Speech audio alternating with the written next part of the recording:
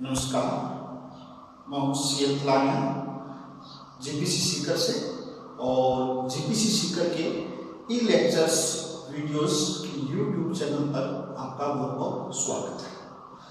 आज हम इस कड़ी में पढ़ेंगे इलेक्ट्रिकल सर्किट थ्योरी, जिसका कोड है EE 205। ये second year electrical engineering branch के स्टूडेंट का सब्जेक्ट है और इसमें जो आज जो हम टॉपिक ले रहे हैं वो है नेटवर्क पैरामीटर्स। नेटवर्क पैरामीटर्स क्या है कि कोई भी circuit,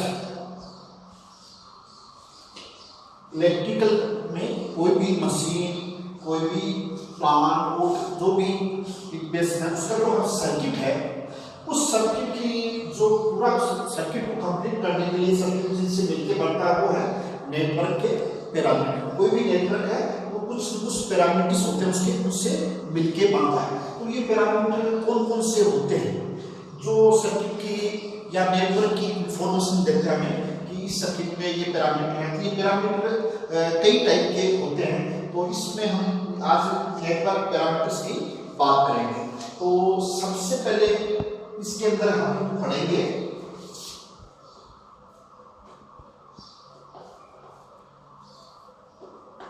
active and passive elements. तो सर्किट के जो पैरामीटर है उसमें सबसे पहला जो पैरामीटर हम लेके चल रहे हैं वो है एक्टिव एंड पैसिव एलिमेंट। ये पेयर में है सारे पैरामीटर, एक एक्टिव है एक पैसिव, एक दूसरे के अपोजिट तरीके से कह सकते हैं। तो पहले हम पढ़ेंगे एक्टिव एलिमेंट या पैरामीटर, एक्टिव एलिमेंट। अब ये एक्टिव एलिमेंट क्या होता है कि जैसे हम कोई नेटवर्क बनाएंगे या सर्किट बनाएंगे तो उस सर्किट को हम कोई ना कोई एनर्जी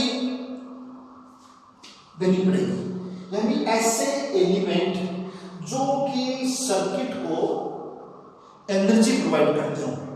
ऐसे एलिमेंट जो क्या कि ऐसे एलिमेंट जो सर्किट को प्रोवाइड एनर्जी, यानी सर्किट को ऊर्जा जो प्रदान करते हैं, एनर्जी प्रोवाइड करते हैं, तो यानी कि ऊर्जा, सर्किट को ऊर्जा प्रदान करते हैं। ऐसे सारे ऐसे एलिमेंट जो कि सर्किट के अंदर ऊर्जा जो रिक्वायर्ड होती है वो प्रोवाइड करते हैं, ऐसे सारे एलिमेंट कौन से होते हैं? एक्टिव एलिमेंट होते हैं। तो वास्तव में एक्टिव एलिमेंट क्या होते हैं? वो एनर्जी के सोर्स होते हैं, source of energy, source of energy, ऊर्जा के स्रोत होते हैं। ये कौन कौन से स्रोत हो सकते हैं? ये हो सकते हैं वोल्टेज सोर्स और करंट सोर्स। वोल्टेज सोर्स हो सकते हैं या करंट सोर्स। एक्टिव एलिमेंट क्या है? या तो सर्किट पर ऊर्जा को प्रोवाइड करता है, या तो वोल्टेज सोर्स करते हैं या करंट सोर्स प्रोवाइड करते हैं। तो ये जैसे आपके जैसे एग्जांपल के लिए हम बात करें, फॉर एग्जांपल कौन कौन से हो सकते हैं सोर्स? तो इसके अंदर सोर्स ये हो सकते हैं आपके, जैसे हम बात करें डीसी सोर्सेस की, तो एसी सोर्स हो सकते हैं, डीसी सोर्स हो सकते हैं। इसके अंदर जैसे आपका है सेल है, बैटरी,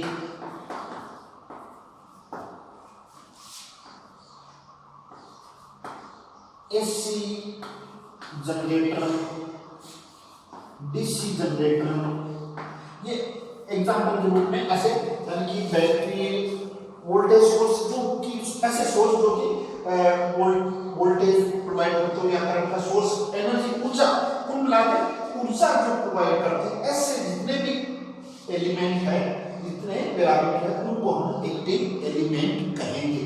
यानी सर्किट को ऊर्जा प्रदान करने का नाम एक्टिव एलिमेंट कहेंगे। तो ये था एक्टिव एलिमेंट, एक्टिव एलिमेंट। अब इसका आपको जो है passive, passive element, passive element, passive element क्या होते हैं?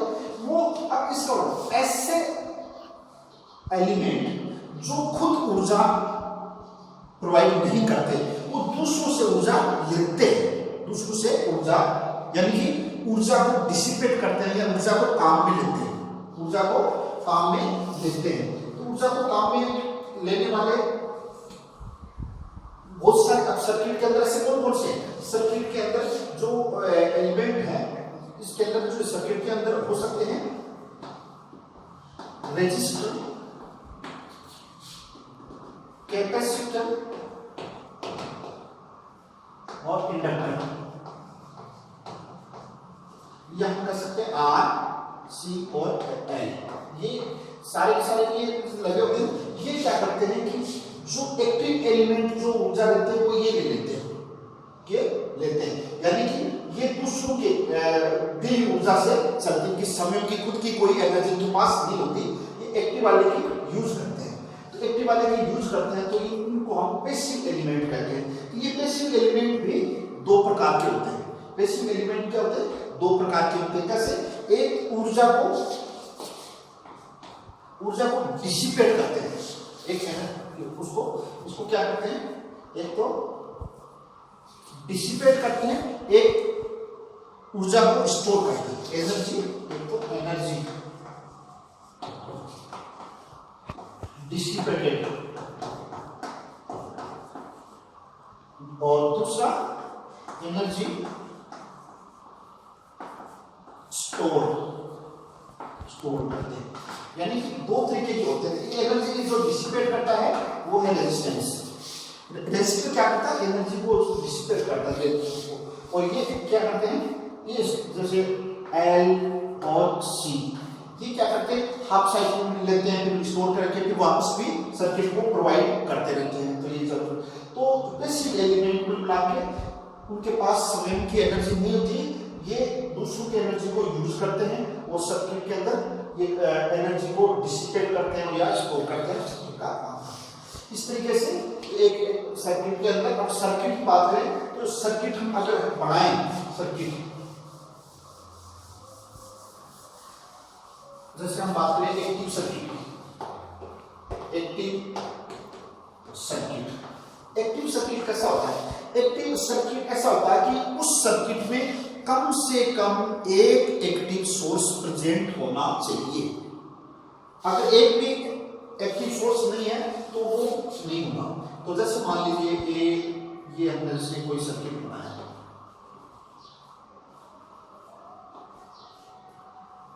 ये सर्किट, इसके अंदर मान लीजिए ये वोल्टेज सोर्स है, ये इसको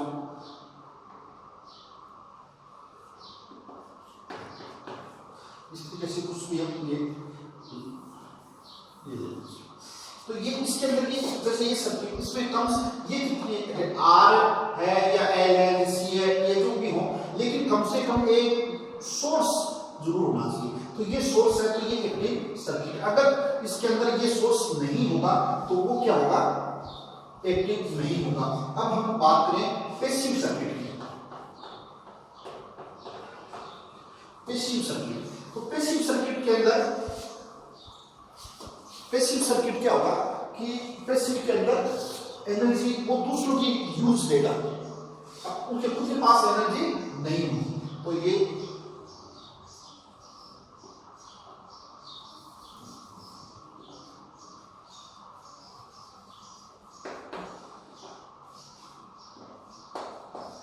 इस तरीके से ये जो सोर्स है, ये यहां पे हम लगाएंगे तो ये R, L और C, ये इसके अंदर, यानी कि ये मौजूद रहने चाहिए R, L और C, ये पैसिव एलिमेंट्स के यहाँ कोई सोर्स होगा। तो ऐसे मतलब पैसिव सर्किट, इसके अंदर ये R जो और ये इनका खुद एनर्जी के पास नहीं होगी, ये दूसरों की एनर्जी काम में देंगे। अब ये था एक्टिव एंड पैसिव एलिमेंट। अब हम दूसरा देखेंगे। दूसरा है, हम बात करें बाइलेटरल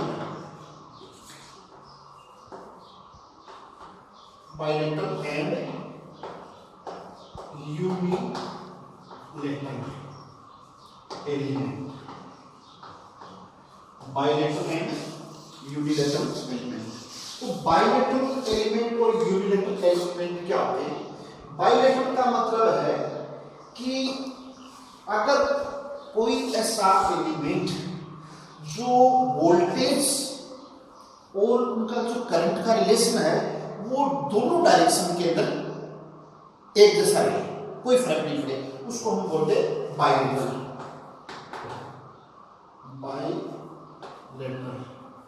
बाइलेटरल जैसे मान लीजिए ये एक रेजिस्टेंस है, तो ये ए और ये बी, और ये और हम ले ये ए और ये ए और बी। अगर इसमें करंट डायरेक्शन ये है, करंट इधर से जा रहा है और ये इसका रेजिस्टर है।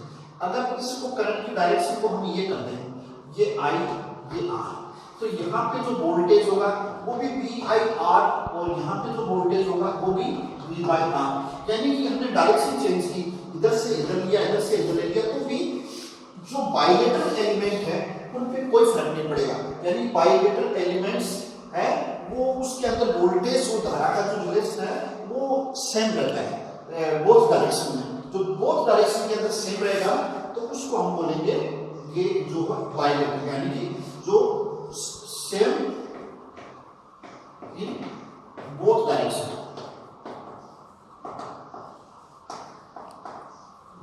सेम होगा। तो ये जो ये बाइलेटरल है वो आपके आर एल सी ये हो सकते हैं बाइलेटरल। अब हम बात करें यूनिलेटरल।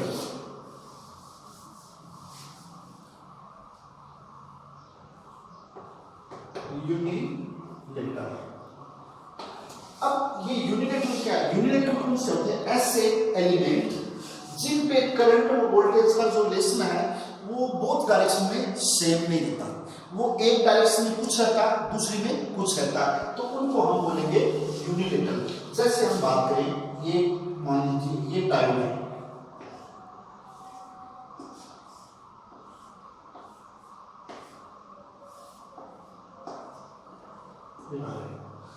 ये आपका मान लीजिए पी एन बना हुआ है, ये भी पी एन बना हुआ है। जब इसको हम डायरेक्शन इस डायरेक्शन में करंट देते हैं और जब हम इसको इस डायरेक्शन में करंट देते हैं तो ये दोनों के अंदर सेम वर्क नहीं करेगा, क्योंकि अब जब हम इसको इस डायरेक्शन में देते हैं तो ये किस में बढ़ जाता है? ये बढ़ जाता है फॉरवर्ड बायस हो जाता है, और इस डायरेक्शन में देते हैं तो ये बन जाता है रिवर्स बायस।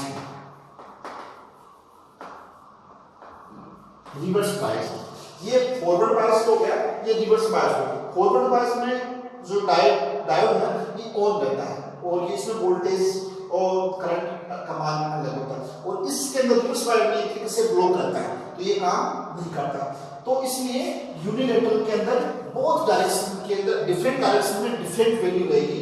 तो जो एक डायरेक्शन में काम करती है सिर्फ इसी डायरेक्शन में काम करता है, इसमें नहीं करता, तो इसको हम बोलते हैं यूनिलेटरल्स। तो इसमें ये जो डायोड वगैरह ये इस टाइप के हैं।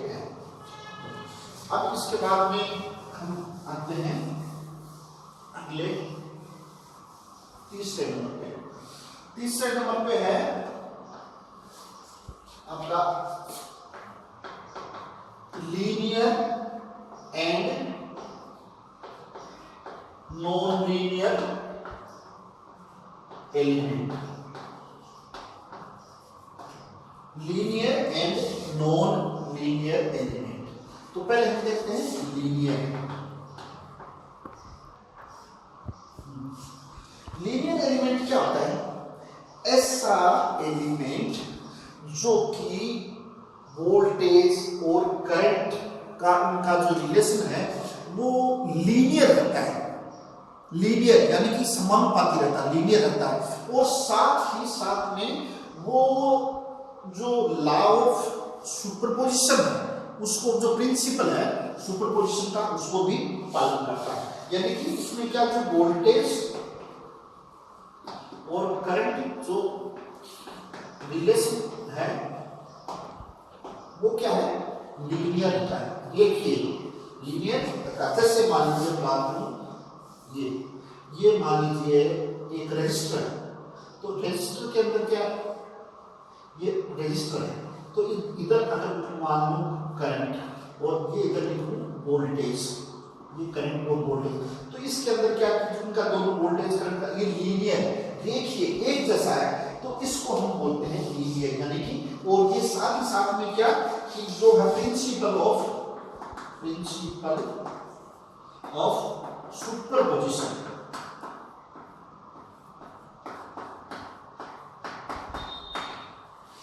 उसको मानता है। Principle of superposition, principle superposition में जो भी है एडिंग के और के सारे ये इस सबको ये मानता है। ये इसके दोनों के अंदर हमेशा ये लीनियर रिलेशन रहता है, तो इसको हम बोलते हैं लीनियर एलिमेंट। तो ऐसे जो कि आपका रेजिस्टेंस है वो लीनियर होता है, रेजिस्टेंस एग्जांपल के रूप में ये लीनियर रहता है। अब हम बात करें नॉन लीनियर की।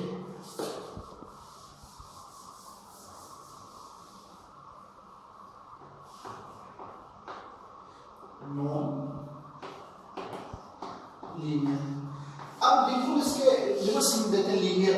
जो वोल्टेज और जो करंट है उसका जो रिलेशनशिप है वो रिलेशनशिप लीनियर नहीं रह के नॉन लीनियर जब हो जाता है तब उसको हम बोलते हैं कि ये वो जो एलिमेंट है वो नॉन लीनियर होंगे। जैसे हम बात करें वोल्टेज और ये है वोल्टेज और ये है करंट। अब इसके अंदर लीनियर नहीं रह के ये इस तरह का रिलेशन हो जाए या कुछ इस तरह का आ जाए, ऐसे कोई मतलब इस टाइप के जो रिलेशन जो बन जाते हैं ये नॉन लीनियर है सारे। तो क्या है, नॉन लीनियर। पैराबोलिक कर्व बन जाते हैं, हाइपरबोलिक बन जाते हैं, इस टाइप के। तो वो जो एलिमेंट है उनको हम बोलते हैं नॉन लीनियर। तो ये कैपेसिटर वगैरह, इंडक्टर वगैरह, इनके अंदर नॉन लीनियर ये बनते हैं। तो ये सुपरपोजिशन का भी पालन, ला जो है प्रिंसिपल ऑफ सुपरपोजिशन उसका पालन ये नहीं करते, तो इनको हम बोलते हैं नॉन लीनियर एलिमेंट। अब नॉन लीनियर लीनियर हो गया। इसके बाद हम देखते हैं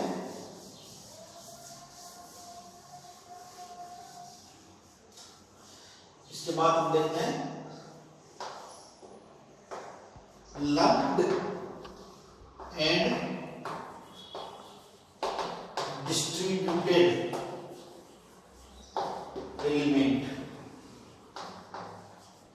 या पैरामीटर। तो लंप्ड एंड डिस्ट्रीब्यूटेड, तो पहले हम देखेंगे लंप्ड पैरामीटर।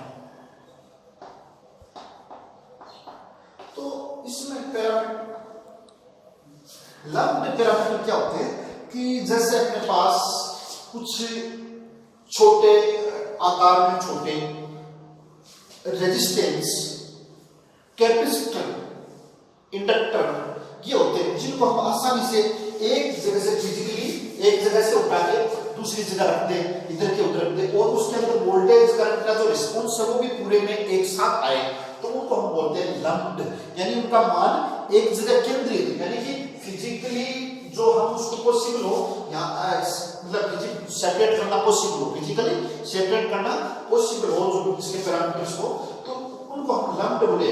उनका जो वैल्यू है वो एक जगह केंद्रित, यानी कि जो उनके जो पैरामीटर उसकी जो वैल्यू है वो एक जगह केंद्रित रहेगी, वैल्यू केंद्रित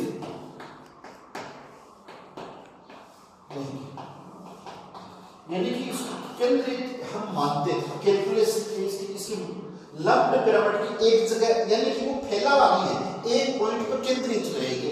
और ये आसान, जैसे मान लीजिए ये है,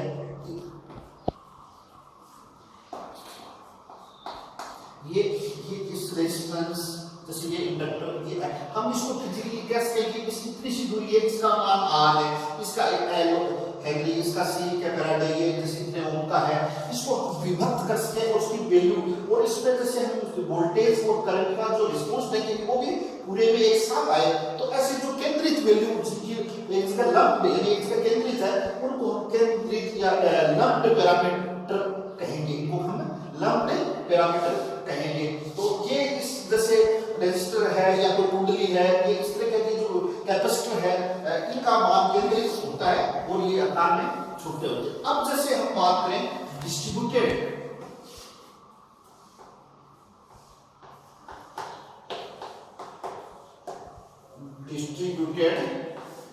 पैरामीटर, डिस्ट्रीब्यूटेड पैरामीटर।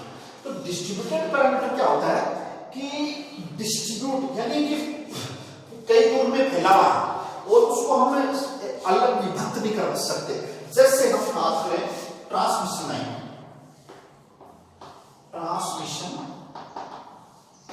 लाइन, अब ट्रांसमिशन लाइन है, ये ट्रांसमिशन लाइन मान लीजिए, तो इसके जो है ट्रांसमिशन लाइन के हम एक मिनट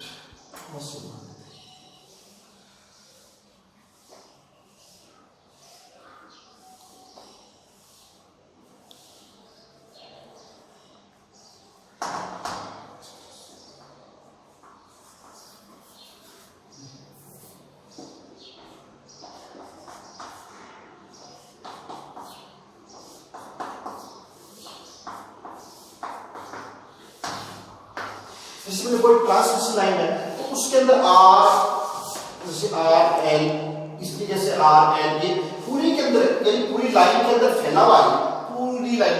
हम ये नहीं कह सकते कि इस ट्रांसमिशन लाइन का ये यहाँ पे इतना रेजिस्टेंस है, इतना वो इंडक्टेंस है, इतना और ओम रेजिस्टेंस है, इतना कैपेसिटर, वो पूरी लाइन में फैला हुआ है। तो हम सिर्फ कैलकुलेशन के लिए हम उसको मानते हैं कि इसका प्रभाव इतना है, उसको किसी एक पॉइंट पे केंद्रित करके उसकी कैलकुलेशन करने के लिए तो हम मान लेते हैं।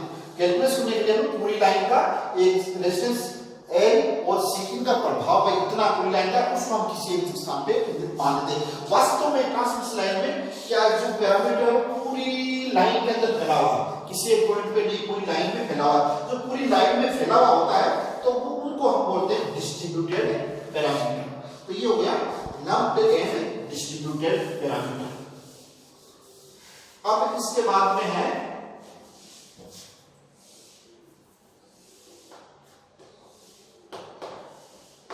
Time variant and time invariant element या पैरामीटर। तो टाइम वेरिएंट, पहले हम टाइम वेरिएंट की बात करें। टाइम वेरिएंट में मान लीजिए कोई ऐसा आपका फंक्शन है जो वोल्टेज और जो करंट का कोई फंक्शन है, तो वो अगर वो फंक्शन है टाइम पे डिपेंड करता है, समय पे वो उसका जो फंक्शन है वो समय पे डिपेंड करता है, तो उसको हम बोलेंगे टाइम वेरिएंट। जैसे मान लीजिए ये कोई ये आपका ये साइनसोइडल वेव, या जैसे मान लीजिए ये कोई इस तरीके से वेव चल रही है, ऐसे चल रही है, तो ये इधर आपका ये है टाइम है, इधर मान लीजिए वोल्टेज है, ये टाइम है, इधर मान लीजिए वोल्टेज है। तो आप देख रहे हो कि ये जो टाइम है, इस टाइम पे कुछ और वैल्यू है, इस टाइम पे कुछ और है, इस टाइम पे और है। जैसे जैसे टाइम है तो इसकी ये चेंज हो रही है। तो ये जो इसके अंदर वोल्टेज का, इसका समय का, जो टाइम का जो फंक्शन है, वो टाइम इसका आपका वोल्टेज या जो भी करंट है उसका समय के साथ चेंज हो रहा है, तो समय पे डिपेंड कर रहा है। तो ये क्या करता है, डिपेंड ऑन टाइम, इस समय पे डिपेंड करता है। तो ऐसे पैरामीटर जो समय पे डिपेंड करें तो उसको हम टाइम वेरिएंट पैरामीटर्स बोलते हैं। अब मान लीजिए हम कहें कि टाइम इनवेरिएंट, टाइम